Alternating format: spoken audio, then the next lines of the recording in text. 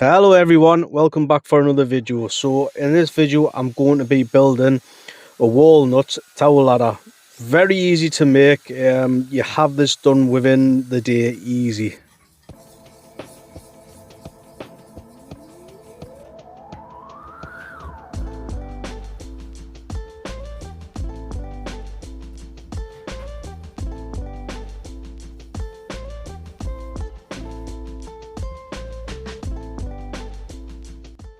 With the material ripped to width, I'm just cleaning up all the machine marks from the factory with, as you've seen, a freshly sharpened smooth and plain.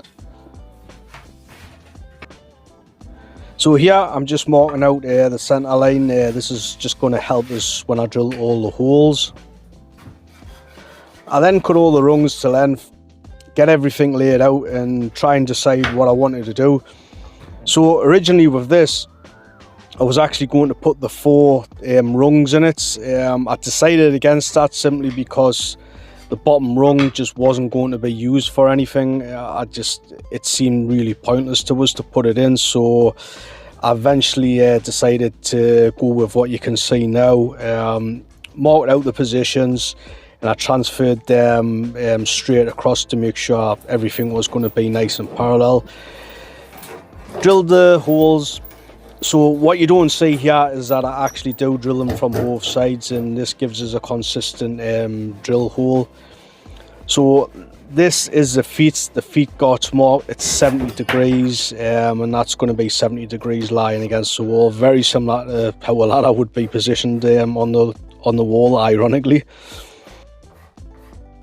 So around the top corners off, just so it's nice. You know, when you rub your hands against it or you're putting clothes next to it, you don't want anything catching and tearing. So I marked out for some chamfers and just put some chamfers on. Pretty quick to do. It does actually look a lot longer than it actually was, but it's a nice little touch.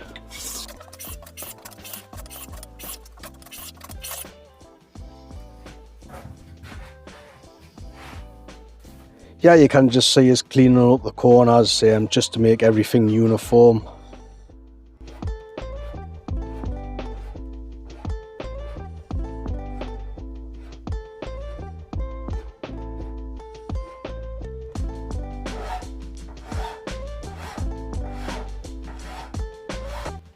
So here I'm just marking out the shoulder lines. I get one marked and then I use that one to mark out for the other two. So basically what this does, this makes sure that all my shoulder lines are identical, which means when I get everything clamped together, everything's going to be like the same. So there's going to be the same distance in between the two styles of the ladder.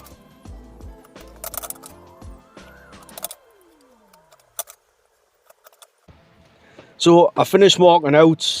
Basically I just use a Mortise gauge, and with the top I'm just using a compass just to get the circle, which I did use a 3/4 inch drill bit.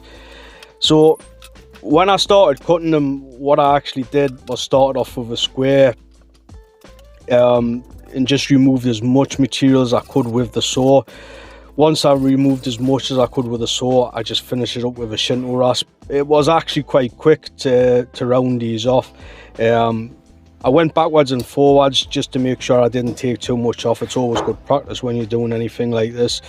In the past I have been a little bit gung-ho and took too much off.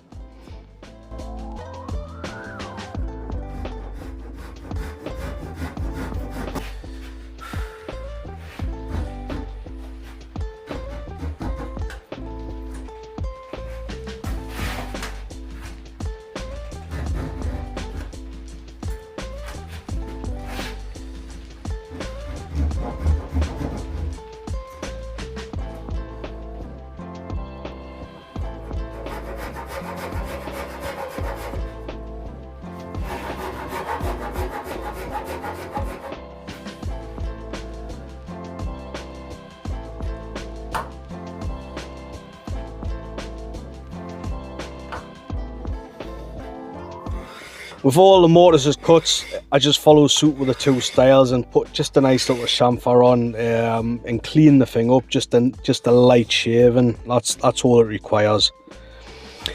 So I had a dry fit off camera, everything seemed okay, and what you can see is doing now is actually just making some wedges.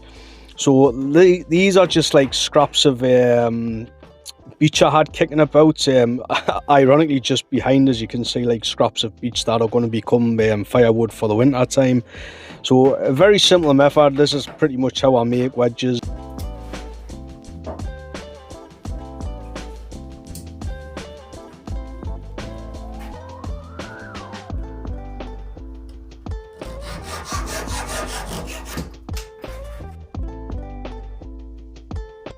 Something to note, chat, when I actually did apply the glue, I only applied it to the holes, and the reason for this is that when you actually push the tenons into the holes or the mortises, the glue will actually push up.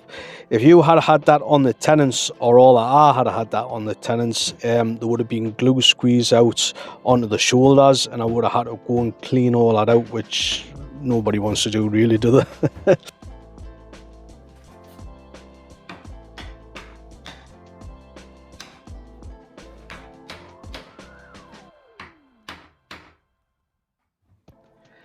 So I put a few clamps on just to get everything clamped together, obviously, and here you can just see is giving it a little bit of help just to make sure everything's seated correctly and there's contact between the shoulders and the two styles. Something I did do off camera was I actually cut the tenons straight down the middle for the wedges, but they were a little bit tight, which I did actually want. So I did actually have to open up the curves just a little bit with me chisel, and basically just hit the wedges home.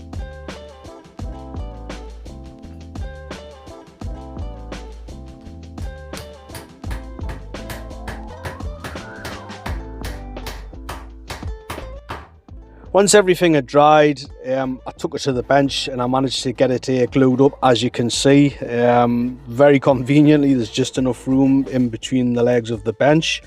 So I basically cut the wedges down and give the outside a quick clean up.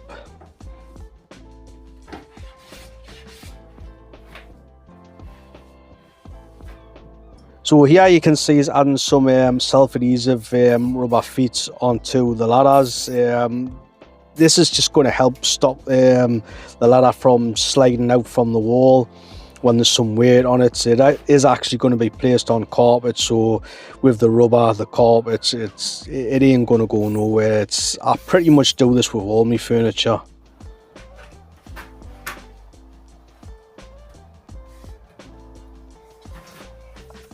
So I added some of the Sam Malouf finish, what I've been using for months now. As I've stated in other videos, I really like it. It gets a nice finish.